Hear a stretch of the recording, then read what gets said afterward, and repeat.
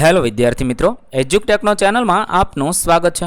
આજે આપણે શીખીશું ધોરણ 6 વિષય ગુજરાતીની તારીખ 18/8/2026ના રોજ લેવાનારી પ્રથમ ત્રિમાસિક કસોટીના પ્રશ્નપત્રનું સોલ્યુશન।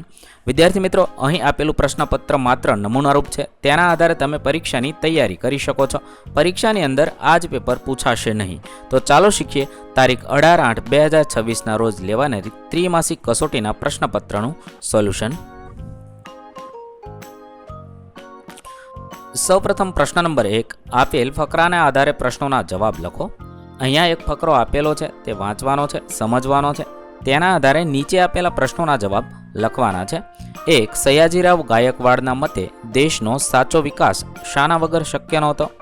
4 ઓપ્શન આપેલા છે, જવાબ થશે બી, શિક્ષણ વિના શક્ય નહોતો। સવાલ નંબર 2, વડોદરા રાજ્યમાં વચનનો પ્રેમ વધારવા મહારાજાએ શેની સ્થાપના કરી? વાંચનનો પ્રેમ વધારવા માટે મહારાજાએ મધ્યસ્થ પુસ્તકાલયની સ્થાપના કરી હતી। 3, કન્યા કેળવણીને પ્રોત્સાહન આપવા માટે કયું કદમ ઉઠાવાયું? જવાબ થશે એ, છોકરીઓ માટે અલગ શાળાઓ શરૂ કરાવી।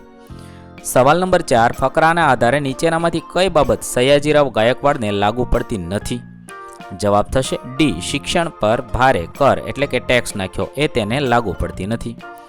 ત્યારબાદ પ્રશ્ન નંબર 2, આપેલી વાર્તા વાંચી પ્રશ્નોના જવાબ વિકલ્પ પસંદ કરીને આપવાના છે। અહીંયા એક વાર્તા આપેલી છે, તે વાંચવાની છે, સમજવાની છે। તેના આધારે આપણે નીચે આપેલા પ્રશ્નોના જવાબ લખવાના થશે। સવાલ નંબર 1, હરણ જંગલમાં શા માટે ભટકી રહ્યું હતું? 4 ઓપ્શન આપેલા છે, સાચો જવાબ થશે સી, પાણીની શોધમાં। પ્રશ્ન નંબર 2, પાણી પીધા પછી હરણ નદી વિશે શું બોલ્યું? જવાબ થશે બી, નદીનું પાણી ઘેરું અને કાદવવાળું છે એવું બોલ્યું। સવાલ નંબર 3, નદીએ હરણને કઈ શિખામણ આપી? જવાબ થશે બી, મુશ્કેલીમાં સાથ આપનારનો ગુણ ભૂલવો જોઈએ નહીં એ શિખામણ આપી। 4, આ વાર્તામાંથી આપણને શું બોધ મળે છે? જવાબ થશે આપણી મદદ કરનાર પ્રત્યે કૃતજ્ઞ એટલે આભારી રહેવું જોઈએ એવો બોધ મળે છે। પ્રશ્ન નંબર 3, આપેલી માહિતીના આધારે પ્રશ્નોના જવાબ યોગ્ય વિકલ્પ પસંદ કરીને આપો। અહીંયા એક ડ્રાયફ્રૂટ હેલ્થ પાવડર આપેલો છે, એનો ડબ્બો છે, તે જોવાનો છે, સમજવાનું છે। તેના આધારે આપણે નીચે આપેલા પ્રશ્નોના જવાબ લખીએ।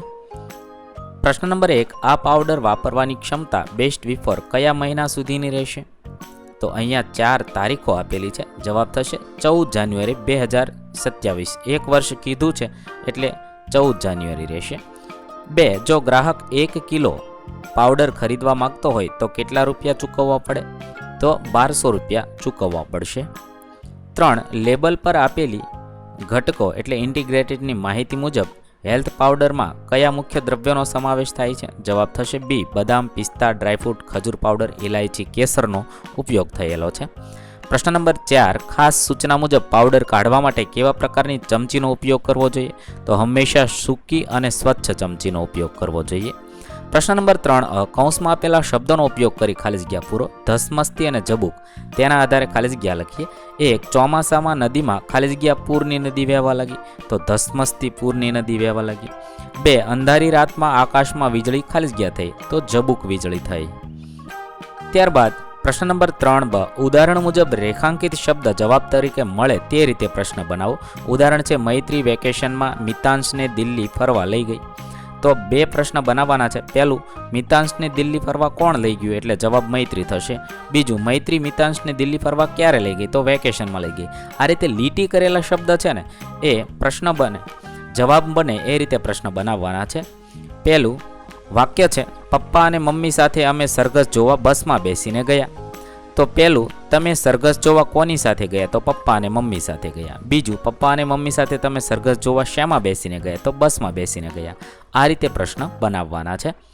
ત્યાર પછી પ્રશ્ન નંબર 4ક, નીચે આપેલા પ્રશ્નોમાં યોગ્ય વિકલ્પ પસંદ કરી જવાબ આપો।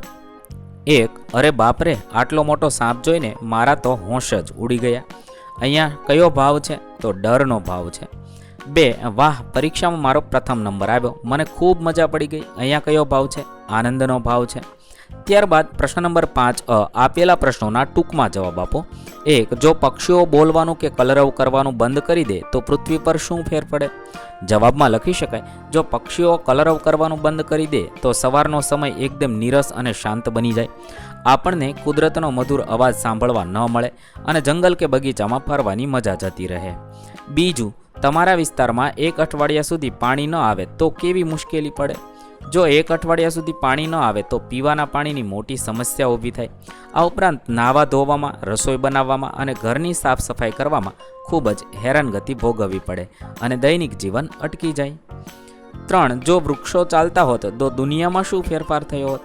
જો વૃક્ષો ચાલતા હોત તો માણસ તેને પોતાની જરૂરિયાત મુજબ ગમે ત્યાં લઈ જઈ શકે, પરંતુ રસ્તા પર વાહનોની જગ્યાએ વૃક્ષોનો ટ્રાફિક થઈ જાત અને પક્ષીઓ પોતાની માળા ક્યાં બનાવવા તે બાબતે ખૂબ જ મૂંઝવણમાં મુકાઈ જાત. પ્રશ્ન નંબર 5 આપેલા પ્રશ્નોના ટૂંકમાં જવાબ આપો. ઉદાહરણ આપેલું છે, શબ્દ આપી વાક્યમાં પ્રયોગ કરો. પહેલો પ્રશ્ન કયો છે? ઉદાહરણ મુજબ શબ્દ આપી વાક્ય પ્રયોગ કરવાનું. ઉદાહરણ, જેનો પતિ મરી ગયો હોય તેવી સ્ત્રી, તો જવાબ વિધવા થશે. વાક્ય છે, સરકાર વિધવા સ્ત્રીઓ માટે ઘણી કલ્યાણકારી યોજનાઓ ચલાવે છે. આવી રીતે આપણે લખવાનું છે. પહેલું, રાત્રે તીણા અવાજથી બોલતું જીવડું, તો તમરું કહેવાય. વાક્ય બનાવી શકાય, શાંત રાત્રે ખેતરમાં તમરું સતત તીણો અવાજ કરતું. 2, મોટા સમુદ્રને જોડનારી ખાડી, તો સામુદ્રધુની. વાક્ય બનાવી શકાય, ભારત અને શ્રીલંકા વચ્ચે આવેલી પાકિસ્તાનની સામુદ્રધુની 2 મોટા મહાસાગરને સાથે જોડે છે. બીજો છે, ઉદાહરણ મુજબ અર્થ આપી વાક્ય પ્રયોગ કરો. ઉદાહરણ છે, રવાડે ચડવું તો ખોટો માર્ગ લેવો. વાક્ય છે, એકવાર વ્યસનના રવાડે ચડ્યા પછી પાછા વળી શકાતું નથી. એવી રીતે પહેલું, ગેલમાં આવી જવું તો આનંદમાં આવી જવું અથવા ખુશ થઈ જવું. વાક્ય બનાવી શકાય, પરીક્ષામાં પહેલો નંબર આવ્યો હોવાની ખબર પડતા જ રમેશ ગેલમાં આવી ગયો. ત્યાર પછી ત્રીજું છે, દિવસ દરમિયાન રોશની આપતા તારા માટે વપરાતો શબ્દ. અહીંયા આપેલા કોષ્ટકમાંથી શબ્દ શોધીને લખવાનો છે. પહેલું, દિવસ દરમિયાન રોશની આપતા તારા માટેનો શબ્દ, તો સૂરજ. બીજું, રાત્રિના અંધકારમાં ટમટમતું જડવું, તો આગ્યો. અહીંયા છે એ આપણે આપેલા કોષ્ટકને આધારે શબ્દ શોધી જવાબ લખવાના છે. ત્યાર પછી પ્રશ્ન નંબર 6, નીચે આપેલ વિષય પર નિબંધ લખો. જો તમારી પાસે જાદુઈ પેન્સિલ હોય તો. જો નાનપણથી જ મને ચિત્ર દોરવાનો ખૂબ શોખ છે. હું વારંવાર વિચારું છું કે જો એક દિવસ મને કોઈ અદ્ભુત જાદુઈ પેન્સિલ મળી જાય તો કેવી મજા પડે. આ એવી પેન્સિલ હશે કે જેનાથી હું કાગળ પર જે ચિત્ર દોરીશ તે વસ્તુ તરત જ સાચી બનીને મારી સામે આવી જશે. જો મારી પાસે આ જાદુઈ પેન્સિલ હોય તો સૌપ્રથમ હું મારા માટે એક સુંદર રમકડાની ટ્રેન અને નવી સાયકલ દોરીશ. પછી મારી શાળાના ગરીબ અને જરૂરિયાતમંદ બાળકો માટે સુંદર દફતર, ચોપડા, પેન્સિલ બોક્સ અને ગણવેશ દોરીશ, જેથી તેઓ ખુશ થઈ જાય અને સારી રીતે અભ્યાસ કરી શકે. આ રીતે તમે જાદુઈ પેન્સિલ વિશે નિબંધ લખશો.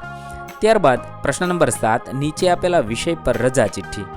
અહીંયા કોઈ પણ વિષય આપેલો હશે. મેં અહીંયા આપ્યું છે તમારા મામાના લગ્ન હોવાથી તમારે 2 દિવસ બહાર જવાનું છે, એ માટે વર્ગ શિક્ષકને રજા ચિઠ્ઠી. તો સૌપ્રથમ અહીંયા તારીખ અને સ્થળ લખવાનું. પ્રતિ આદરણીય વર્ગ શિક્ષક સ્ત્રી, તમારો જે વર્ગ હોય તે લખવાનું. તમારી શાળાનું નામ. વિષય તમે જ્યાં જે માટે જવાના હોય તે. લગ્ન પ્રસંગમાં જવાનું હોવાથી 2 દિવસની રજા મંજૂર કરશો.